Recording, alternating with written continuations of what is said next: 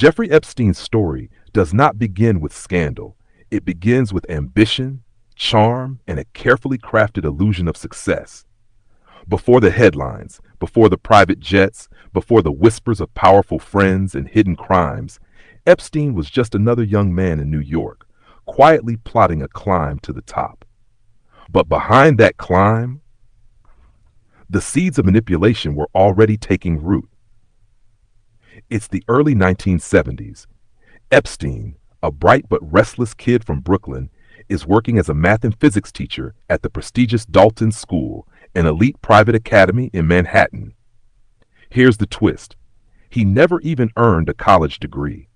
Yet, he talked his way into this job, impressing the headmaster with his charm and supposed brilliance. Even back then, Epstein had a gift for persuasion, a way of making people believe in a story that wasn't quite true. At Dalton, Epstein met parents with deep pockets and influential careers. He wasn't just teaching equations, he was building connections. One of those connections was Alan Ace Greenberg, the chairman of the powerful investment bank Bear Stearns. Greenberg was so impressed by Epstein's boldness and intelligence that he offered him a position at the bank. And just like that, the young teacher with no degree walked into Wall Street. At Bear Stearns, Epstein proved himself as a financial wizard. He specialized in managing money for the super rich, showing a knack for complex deals and quiet discretion. He learned how the wealthy elite operated, their habits, their weaknesses, and most importantly, how to earn their trust. This wasn't just a career move. It was training for a lifestyle that would one day give him access to billionaires, politicians, and royalty. But here's the question.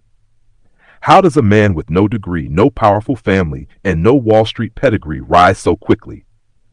What did Epstein know, and what was he willing to do to climb?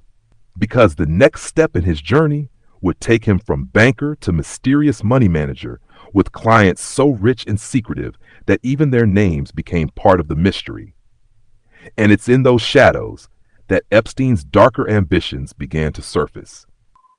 Before we dive into the billionaires, the secret island, and the powerful connections that protected him, take a moment to subscribe and turn on notifications. This is only the beginning of a story where money buys silence and power hides crimes. Part 2. The Billionaire's Web. After leaving Bear Stearns under murky circumstances in the early 1980s, Epstein quietly reinvented himself. No flashy announcements, no public job titles, just whispers of a man who could make problems disappear for the ultra-wealthy. He founded his own firm, J. Epstein & Co., with a mission so exclusive it almost sounded fake. According to Epstein, he would only manage the finances of clients worth $1 billion or more. Think about that. Not $1 million, not hundreds of millions, but $1 billion, minimum. And yet, nobody really knew who these billionaires were. Epstein never revealed the names of his clients, claiming discretion was part of the service. That secrecy became his superpower. Unlike typical hedge fund managers, Epstein never released public records. He had no known employees, no obvious business strategy, and yet he seemed to have endless wealth. Luxury cars, private jets, and a portfolio of lavish properties, a 7-story mansion on Manhattan's Upper East Side, a massive estate in Palm Beach, Florida, a private Caribbean island, and even a secluded ranch in New Mexico. Each property was more than just a playground. They were stages, backdrops for entertaining the rich and powerful. And behind closed doors, these spaces would later become key crime scenes. But the true currency of Epstein's empire wasn't money. It was relationships. In the 1990s and early 2000s, Epstein cultivated friendships with some of the most influential figures on the planet. We're talking about former President Bill Clinton, Britain's Prince Andrew, tech billionaires like Les Wexner, the CEO of L Brands, and even academics and scientists from Harvard and MIT. Epstein wasn't just throwing parties. He was hosting think tanks, funding research, and presenting himself as a man of ideas. But behind the scenes, these friendships gave him something far more valuable: protection. When someone like Epstein is photographed with presidents and princes, it sends a message: touch me, and you touch them. Around this time, Epstein met Ghislaine Maxwell, the glamorous daughter of British media mogul Robert Maxwell. Charismatic, well-connected, and eager to please, Maxwell became Epstein's closest associate and alleged recruiter. She was often seen at his side, introducing him to celebrities, arranging parties, and, as prosecutors would later claim, helping him groom and traffic underage girls. Together, Epstein and Maxwell operated like a team of predators, disguising their crimes beneath a veneer of wealth and sophistication. While Ghislaine mingled with socialites and politicians, Epstein quietly built systems of surveillance inside his home. Hidden cameras, secret rooms, blackmail material. Guests at his parties often had no idea they were being recorded. But Epstein knew, and that knowledge gave him leverage. Among Epstein's many properties, one stood out as the most infamous: Little St. James, a secluded island in the U.S. Virgin Islands. Locals called it Pedophile Island, though few dared to say it aloud at the time. It was here, according to survivors, that Epstein hosted private gatherings far from the reach of law enforcement. Girls were flown in on his private jet, nicknamed the Lolita Express, and forced into encounters with powerful men. The island's isolation, combined with Epstein's wealth and connections, made it a perfect setting for exploitation. By the late 1990s, rumors about Epstein's inappropriate behavior were quietly circulating. Some staff members left his employment, disturbed by what they saw but afraid to speak publicly. Journalists began asking questions, but Epstein's legal team and his influential friends worked tirelessly to shut down stories. Lawsuits were settled, reporters were intimidated, and the billionaire's life of secrecy rolled on. Despite these whispers, Epstein continued to reinvent himself as a philanthropist. He donated millions to universities, hosted intellectual salons with Nobel Prize winners, and even claimed to be working on science projects like genetic research and eugenics. He positioned himself as a man chasing the future of humanity while privately committing acts of exploitation and abuse. It was a mask, a carefully polished disguise that hid the darkness beneath. But cracks were forming in Epstein's empire. One courageous survivor was about to come forward, and her testimony would light a fire that even Epstein's billions couldn't extinguish.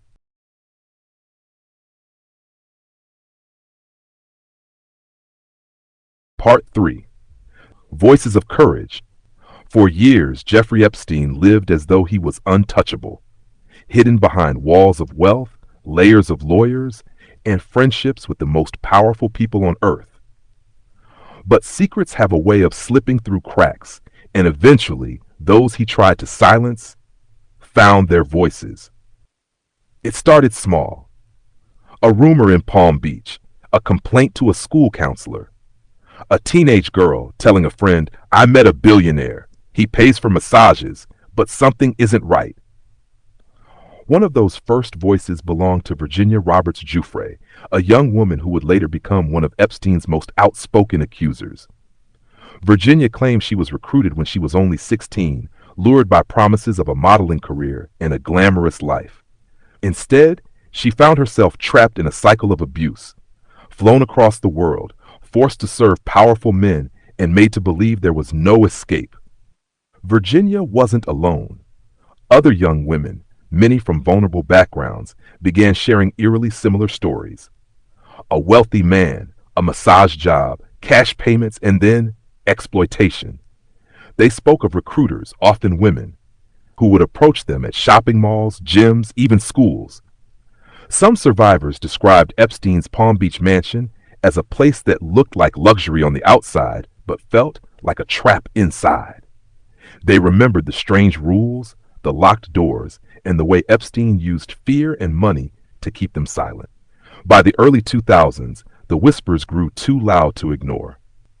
Palm Beach police launched an investigation after a concerned parent came forward. Detectives interviewed multiple young girls, all with chillingly consistent stories. The police gathered evidence, testimonies, phone records, even physical items from Epstein's mansion. It was becoming impossible to write this off as rumor. But Jeffrey Epstein wasn't just any suspect. He was a billionaire with an army of lawyers, Alan Dershowitz, Ken Starr, names that carried weight in courtrooms and in Washington. When prosecutors began to build their case, Epstein's legal team fought back with unprecedented aggression. They attacked the credibility of the young girls. They questioned motives. They demanded secrecy. And behind the scenes, powerful friends were making phone calls that would change the course of justice. In 2008, after years of investigation, Epstein struck a shocking non-prosecution agreement with federal prosecutors. Despite evidence of abuse involving dozens of underage girls, he pleaded guilty to just 2 state charges: soliciting a minor for prostitution and procurement of minors. His sentence? Just 18 months in a county jail with work release privileges that allowed him to leave for up to 12 hours a day. It was a slap on the wrist, a deal so outrageous it would later be called one of the most lenient sentences for a sex offender in U.S. history. And most shocking of all, the agreement granted immunity to any potential co-conspirators. Epstein walked out of jail in 2009, richer, freer, and more arrogant than ever. The survivors refused to be silenced, but the survivors didn't give up. Virginia Giuffre, Sarah Ransom, and others kept speaking out, filing civil lawsuits, giving interviews, and demanding that the truth be heard. Their persistence inspired investigative journalists from outlets like the Miami Herald, who began digging into the case years later. In 2018, the Herald's explosive series Perversion of Justice revealed the full extent of the sweetheart deal, and the public outrage was immediate. Epstein's carefully built empire of secrecy was beginning to crumble. But as pressure mounted, new questions emerged. How deep did his connections go? Who else was involved? And could he truly be brought to justice, or would the system protect him again? Make sure you subscribe and stay with us, because the next chapter will leave you questioning everything you thought you knew about power, money, and justice. The arrest that shook the world. By 2019, Jeffrey Epstein believed he had beaten the system. He had served his short sentence, returned to his lavish lifestyle, and continued to mingle with some of the world's most powerful figures. But the survivors never stopped fighting. Their persistence, combined with relentless journalism, was about to shatter the illusion of untouchability Epstein had spent decades building. The 2018 Miami Herald investigation, aptly titled Perversion of Justice, exposed the shocking leniency of Epstein's 2008 plea deal. It highlighted dozens of survivors and the political maneuvering that allowed a predator to walk free. The public reaction was immediate and furious. Under mounting pressure, federal prosecutors in New York reopened the case, armed with new evidence and fresh testimonies. On July 6, 2019, Epstein stepped off a private jet at Teterboro Airport in New Jersey, returning from Paris. Waiting for him were federal agents. The billionaire financier was arrested on charges of sex trafficking minors and conspiracy to commit sex trafficking. This time, there would be no quiet deal, no sweetheart bargain. He was taken to the Metropolitan Correctional Center in Manhattan, a stark contrast to his opulent mansions and private island. As prosecutors combed through his properties, what they uncovered was chilling. In his Manhattan townhouse, a $77 million mansion on the Upper East Side, investigators found hundreds of nude photographs of young women and girls, some locked away in a safe. They seized stacks of cash, piles of diamonds, and a fraudulent passport listing a different name and a foreign residence. Searches of his private island, Little St. James, and his Palm Beach estate revealed even more disturbing details: hidden rooms, surveillance equipment, and flight logs documenting trips with influential guests. As the evidence piled up, so did speculation about the names in Epstein's orbit: politicians, royalty, billionaires, scientists. Flight logs showed frequent visitors to his private island and infamous plane, nicknamed the Lolita Express. Former President Bill Clinton, Prince Andrew of the United Kingdom, and high-profile businessmen were all mentioned in media reports. While not all were accused of crimes, Their connections to Epstein fueled global headlines and intense public scrutiny. Epstein's defense team argued for bail, offering to pay extraordinary sums and even wear GPS monitoring devices. But prosecutors warned he was a flight risk with vast resources and multiple international homes. The judge agreed. Epstein would remain behind bars while awaiting trial on charges that carried a potential sentence of up to 45 years. For the first time in his life, Jeffrey Epstein faced a future he could not buy his way out of. Media outlets camped outside the courthouse.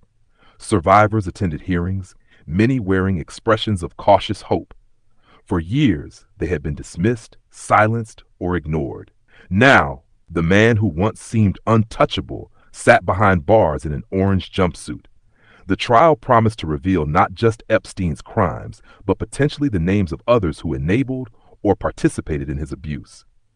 The world waited, hungry for justice and for answers. But before a single witness could take the stand, before the truth could fully emerge, Epstein's story took a shocking turn that left the world reeling. A turn so sudden, so mysterious, that it would spark conspiracy theories and global outrage for years to come. Make sure you subscribe and stay with us, because the next chapter is where the story becomes almost unbelievable.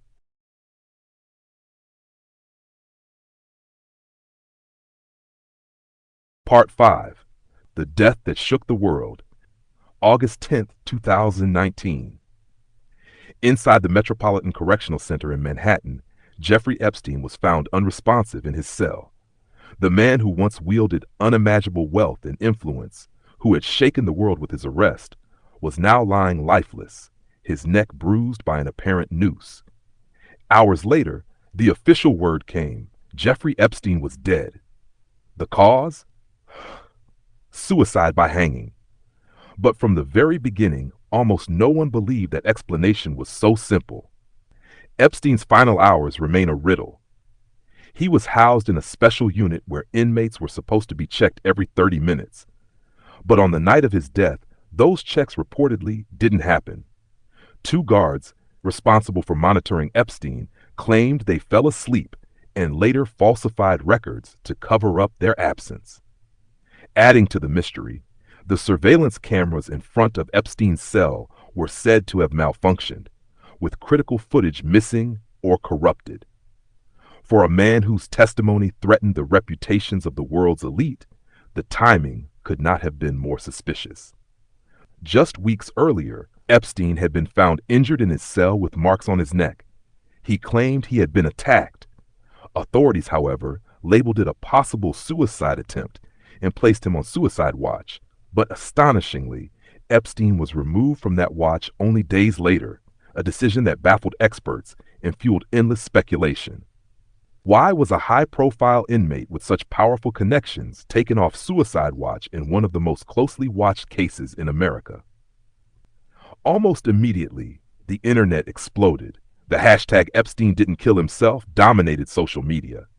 Some pointed to his ties to former presidents, billionaire financiers, and members of royalty, figures who had every reason to fear what Epstein might reveal in court. Was Epstein's silence to protect those secrets, or did the shame of his looming trial finally drive him to end his life? Theories range from a government cover-up to a carefully orchestrated hit by shadowy operatives. Each theory seemed more chilling than the last. Even the autopsy only deepened the mystery. The New York City Medical Examiner's Office ruled Epstein's death a suicide. But Dr. Michael Baden, a forensic pathologist hired by Epstein's brother, publicly disagreed.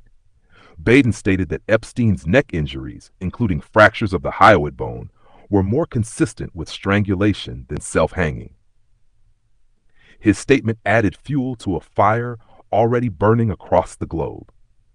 For Epstein's survivors, his sudden death was a devastating blow. Many had hoped to confront their abuser in court, to finally speak their truth and hear a guilty verdict read aloud. Instead, they were left with unanswered questions, their chance at direct justice stolen overnight. Still, the federal investigation into Epstein's network did not die with him. Agents seized his files, hard drives, and private logs, all containing potential evidence against anyone who may have conspired with him. Part 6. The Fallout. In the weeks following Epstein's death, dozens of women who had remained silent for years stepped into the spotlight. They filed civil lawsuits against Epstein's massive estate, valued at more than $577 million, seeking compensation and recognition of their suffering. Virginia Giuffre, one of Epstein's most outspoken accusers, became a global figure, telling the world about the secret world of exploitation and intimidation she had endured. Her courage inspired others to come forward, creating a tidal wave of testimony that could no longer be ignored. With Epstein gone, his money became the battleground, but the survivors weren't after cash alone. They wanted the truth. They wanted names. They wanted to expose every person who helped Jeffrey Epstein build his empire of abuse. Attention turned to Ghislaine Maxwell, Epstein's closest confidant and alleged accomplice. For months, she evaded capture, hiding in luxurious safe houses across the United States and Europe. But in July 2020, the FBI finally tracked her down to a secluded estate in New Hampshire. Her arrest sent shockwaves across the globe. Charged with sex trafficking and conspiracy, Maxwell faced the same survivors who had once feared she was untouchable. During her trial in 2021, victims testified that Maxwell was more than just a bystander. She was a recruiter, a groomer, a woman who lured young girls into Epstein's orbit under the guise of friendship and opportunity. After weeks of emotional testimony, Maxwell was found guilty on 5 federal counts, including sex trafficking of a minor.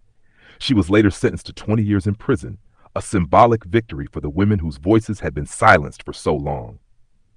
Even with Maxwell behind bars, the world still demands one thing: the full release of Epstein's secret files. Flight logs, black books, sealed depositions. Inside those documents are hundreds of names: politicians, billionaires, celebrities, people who allegedly traveled with Epstein, partied at his private island, and may have known far more than they ever admitted. Some of those names have trickled out, but many remain hidden behind legal redactions and ongoing court battles. Every time a document surfaces, it ignites a new round of speculation and suspicion. Who exactly was protected? Who visited Epstein's island? And who helped keep his crimes a secret for so many years? The Epstein scandal was not just an American story. It reached into Buckingham Palace, where Prince Andrew faced accusations that forced him to settle a civil lawsuit with Virginia Giuffre for a reported $12 million, all while denying wrongdoing. It reached Wall Street, where powerful financiers who once invested in Epstein's funds scrambled to explain their ties. And it reached Washington, D.C., where political figures from both parties were forced to answer for their long-standing relationships with a man now recognized as one of the most prolific predators of the modern era. The scandal became a mirror reflecting a world where wealth and influence often shield the guilty from accountability. Despite Epstein's death, the FBI and federal prosecutors continue to investigate his network of accomplices. There are still sealed indictments, still unexplored financial records, still questions about how Epstein amassed such vast wealth and who may have helped him. Survivors remain determined. Their lawsuits, their public testimony, and their demands for transparency have kept the pressure alive. Each case, each document unsealed, brings the world closer to understanding the full scope of this dark empire. Yet even now, years later, the most haunting truth may be what we still don't know. Who funded Epstein's fortune? Who enabled his crimes? And how many others will never face justice because of the influence of the rich and powerful? The story of Jeffrey Epstein is more than just a tale of crime. It is a warning about unchecked wealth, the abuse of power, and a justice system that can bend for those who seem untouchable. Epstein may be gone, but the scars remain. The survivors continue to fight. The documents continue to surface, and the public continues to demand what so many fear: the whole truth. Will we ever know the full extent of Epstein's secrets, Or will some of them die behind closed doors, protected by money and silence for generations to come? That is the question that will haunt this case long after the headlines fade. This is not just the end of a story. It's a warning to all of us about the price of power and the cost of silence. If you found this investigation eye-opening, make sure to subscribe because more shocking true crime exposes are on the way. And trust me, you won't want to miss what's coming next.